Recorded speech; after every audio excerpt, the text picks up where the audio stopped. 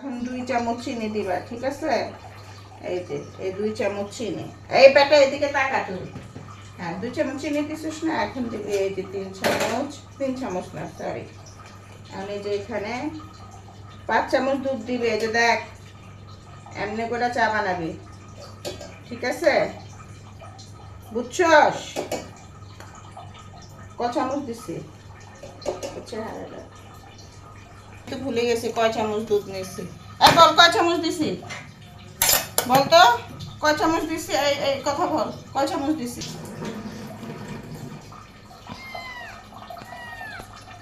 বলো এই মেয়ে, যে বসো, আমরা চা বানিয়ে নিয়ে আসতেছি। মজা করে চা বানাচ্ছি আজকে মাসাও।